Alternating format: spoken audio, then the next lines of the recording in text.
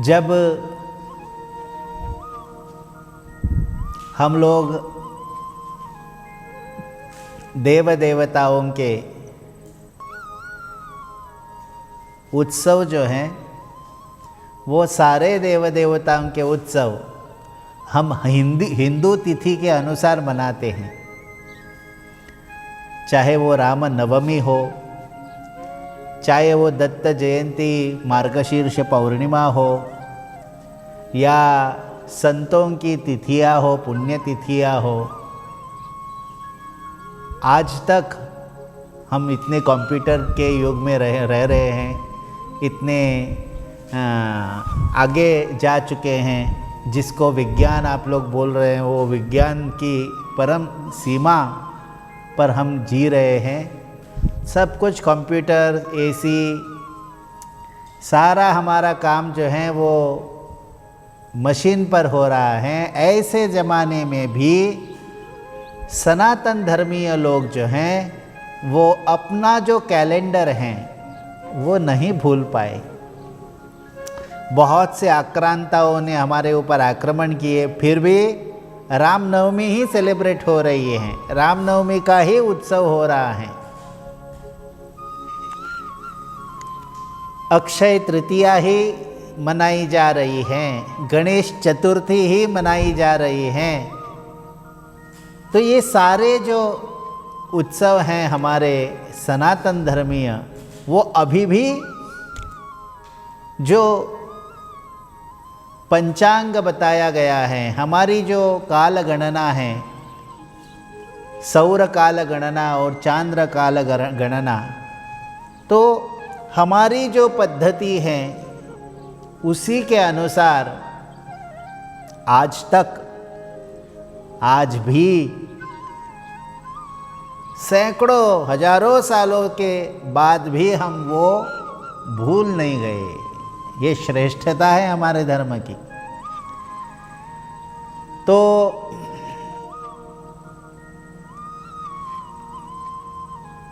ये जो तिथियां हैं वो हम आज के ज़माने के लोगों को सोचना चाहिए कि ये तिथियां भी हमें बोध कराती हैं, हमें संदेश देती हैं, हमें जीवन जीने के लिए प्रवृत्त करती हैं।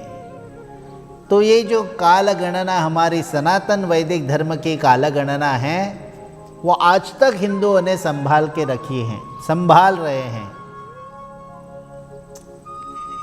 मुझे मालूम है अभी अभी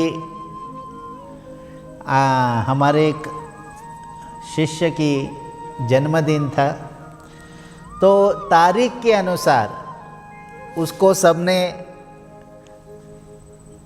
शुभकामनाएं देने शुरुआत की। तो तुरंत उसने बोला कि ये इंग्लिश कैलेंडर के अनुसार आज मेरा जन्मदिन है, लेकिन मैं मनाऊंगा जन्मतिथि पर। तो हमारी जो काल गणना है, हमारी जो आस्था है, वो तिथियों पर हैं। तो ये जो तिथि के अनुसार, पंचांग के अनुसार जो उत्सव हैं, वो मनाने में हमारे ऋषि मुनियों की आज्ञा है। तो तिथि के अनुसार ही जन्मदिन मनाने का जो दिमाग में है, उसका कारण ऋषि मुनियों की आज्ञा। वैसे तारीख के अनुसार, डेट के अनुसार उत्सव मनाना ये विदेशी पद्धति है, और हमारी संस्कृति, हमारी पद्धति जो है वो हम आज तक संभाल रहे हैं। तो तिथियों के अनुसार जन्मदिन मनाना खुद का आज भी चल रहा है। तिथियों के अनुसार उत्सव हमारे देवी देवियों का मनाना, कोई मंदिर यदि हमें मंदिर में भगवान की स्थापना हो तो उस तिथि को हम मनाते हैं जिस तिथि को स्थापना हुई है। तो ऐसे ही इस ब्रह्मांड की जो रचना हुई वो गुड़ी पाड़वा संवत्सरारंभ जो हो रहा है हमारा, तो उस वक्त नए वर्ष का प्रारंभ होता है, नव संवत्सर आरंभ होता है। और ये जो नया संवत्सर है वो गुड़ी पाड़वा वर्ष प्रतिपदा चैत्र मास में शुरू होता है। विदेशी कैलेंडर के अनुसार आज उनका वर्ष जो है वो पूर्ण हो रहा है रात के 12 बजे, और नया साल वो यहीं से शुरू होने वाला है। तो हम चाहते हैं कि हमारे देश में जितने भी हमारे सनातन वैदिक धर्म की विरासत, हमारे सनातन वैदिक धर्म की कोख से जो जन्मे हुए हैं, उन सारे लोगों ने अपनी संस्कृति और कल्चर की ओर ध्यान दे और व्यवहार की जो है वो व्यवहारिकता में ही रखे, ताकि धर्म जो है वो आपका बदले नहीं। और इसी के अनुसार आज यदि कोई विदेशी भी चाहता है कि हम 1 जनवरी को हम हमारा नया वर्ष प्रारंभ कर रहे हैं, उनको बोलो कि आप भी भगवान का नाम लेकर ये वर्ष प्रारंभ करें, ईश्वर का नाम लेकर वर्ष प्रारंभ करें। भले उनकी इच्छा है रात के 12 बजे, तो रात के 12 बजे बोले उनको कि आप कुछ अच्छा करें, नहीं तो ऐसे बर्बाद होने वाली पीढ़ी है कि खा पी कर इतने मशगूल हो जाते हैं, दारू पीते हैं और क्या नहीं करते हैं। ऐसे विचित्र वातावरण खड़ा कर देते हैं कि लगता है कि ये साल ऐसे यदि खत्म होगा तो शुरू ही ना हो जाए, ऐसे लगता है देखकर ही। घर में आज तो ऐसा है कि जिसने धर्म को पीठ करके रखी हैं, धर्म को छोड़ दिया है, वे लोग हमारे आगे बागे जब घूमते हैं तो लगता है ड्रग्स में, जुगार यानी सट्टा या दारू, ये मांस मटन, ये पार्टियां रात की, लड़कियां, ये सारी जो कुछ बातें हम देखते हैं, लगता नहीं हम अपने देश में हैं। विदेशी आक्रमण करके तो चले गए, हमारे स्वतंत्र सेनानियों ने उनको भगा दिया, लेकिन उनकी भाषा, उनका कर्म, उनके उत्सव आज भी हमारे लोग जो हैं वो सिर पर रखकर नाच रहे। तो उनका कल्चर है, वो उनका बड़ा होना चाहिए, लेकिन हमारा भी कल्चर है, वो हमें बड़ा होना चाहिए, हमें बड़ा करने की आवश्यकता है। तो आज ये साल का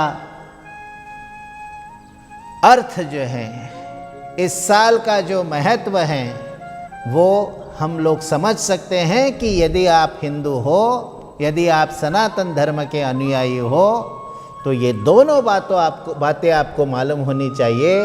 इसलिए हमने ये बातें आप लोगों को बताई हैं।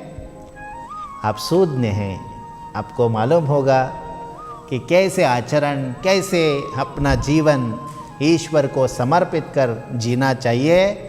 और अपने यदि विदेशी लोग भी हैं उनको ज़रूर बोलिए कि आप यदि नया साल शुरू कर रहे हैं तो ईश्वर नामस्मरण से, ईश्वर का नाम लेके, भगवान को साक्ष्य रख के अपना नया साल जरूर प्रारंभ करें।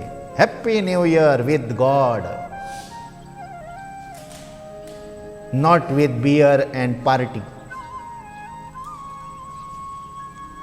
भगवान के साथ नया साल प्रारंभ करो, भगवान आपको सब कुछ देगा। ईश्वर की आराधना होनी चाहिए। नया साल जो है वो चाहे अल्लाह हो, चाहे वो जीसस क्राइस्ट हो, चाहे वो और कोई भगवान हो, देव हो, उनको वंदन करके, उनको प्रणाम करके, उनको साथ लेकर जरूर आप नया साल प्रारंभ करें। कोई किसी की भी शुरुआत हो, कोई भी कल्चर की प्रारंभ हो, अपने अपने ईश्वर को, जो ईश्वर आपको अहिंसा बताता है, ईश्वर आपको दूसरों का पालन करने का बताता है, ईश्वर आपको सच्चाई बताता है, ईश्वर आपको सामंजस्य बताता है, ईश्वर आपको प्यार करने की बता रहा है, ईश्वर आपको निसर्ग का ध्यान रखने के बताता है। तो ईश्वर जो जो बातों में आपको पुरस्कृत करता है, क्योंकि धर्म यही तो, इसलिए तो धर्म बने हैं, ताकि लोग जो हैं वो धर्म कार्य करके ईश्वर को जाकर मिले, प्रसन्न करें। यही इसीलिए तो मस्जिद है, इसीलिए तो चर्च है, इसीलिए यही तो प्रार्थना, किसकी प्रार्थना करते हैं हम प्रार्थना ईश्वर की ही करते हैं, भगवान की ही करते हैं, गॉड की ही करते हैं। तो यदि प्रार्थनाओं में हमारे भगवान होते हैं, तो नया वर्ष प्रारंभ में हम भगवान की प्रार्थना में क्यों नहीं रखते? वर्ष का प्रारंभ और वर्ष का अंत, आद्यंत दोनों, समापन भी और शुरुआत भी भगवान के साथ होनी चाहिए। यही धर्म है। हाँ, बाकी बातें जो आप लोग कर रहे हैं वो व्यवहारिकता में आती हैं, तो जो अच्छा है समाज के लिए वो जरूर होना चाहिए, जो अच्छा नहीं है वो बंद कर देना चाहिए, नहीं होना चाहिए। और इसलिए ये सब समझने के लिए सात्विकता चाहिए, शुद्ध मति चाहिए, बुद्धि चाहिए। जिसको बुद्धि है वो समझ सकता है, जिसको बुद्धि नहीं उसको क्या करेंगे, धीरे धीरे समझेगा, ऐसे बोल के चुप रहना चाहिए।